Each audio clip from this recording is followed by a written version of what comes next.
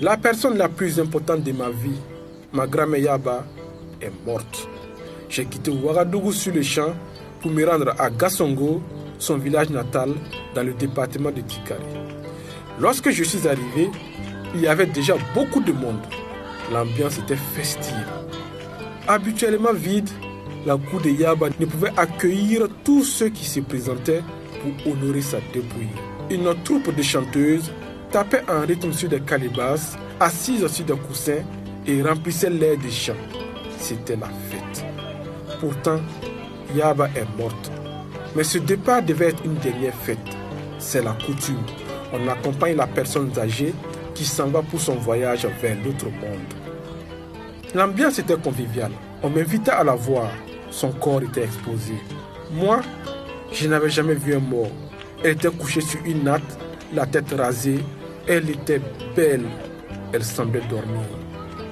Plus la nuit avançait, plus la cour devenait petite. Les personnes arrivaient d'un peu partout. Certaines étaient venues de loin. Elles avaient fait la route depuis le matin. La musique redoublait d'intensité.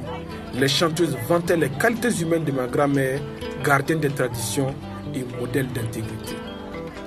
Les plateaux de riz circulaient de main en main et se posaient autour des groupes. Un vieil homme m'interpella pour me parler des bons souvenirs de Yaba. Les gens chantaient, dansaient, se taquinaient.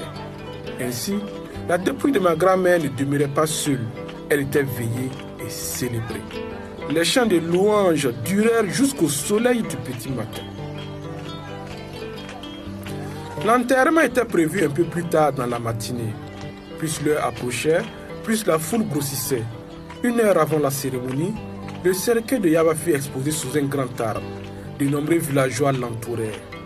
Après les incantations, on demanda à des jeunes de transporter le cercueil jusqu'au cimetière. Ils se bousculèrent pour le faire. Chacun voulait pouvoir dire qu'il avait porté le cercueil de ma grand-mère. Le cimetière n'était pas loin, mais cela prit du temps. Tous les 50 mètres, on s'arrêtait, on chantait, on dansait et on lançait des youyous. Les jeunes qui portaient le cercueil se balançaient au rythme du tam-tam. La foule dansait sous une forte canicule. C'était une fête. Les larmes du deuil sont réservées pour quand on est seul à la maison. Koumaye la mer, Koumaye la mer, Koumaye la mer, Tirayon manabiga e, Koumaye la mer, Koumaye la mer, Koumaye la mer, Tirayon manabiga e. Le temps de la mise en terre était venu. La tombe de Yaba avait été creusée la veille. Le cercueil fut minutieusement placé et on le recouvrit de terre. C'était la fin. Je ne verrai plus Yaba. Son âme avait rejoint celle de ses ancêtres. La troupe de danse du village continua de danser toute la nuit suivante. Nous bûmes du café, de la liqueur et du doulou. Koumaye la mer, Koumaye la mer, Koumaye la mer, Tirayon manabiga e. Koumaye la mer, Koumaye la mer, Koumaye la mer, Tirayon manabiga e. Mondoblog.org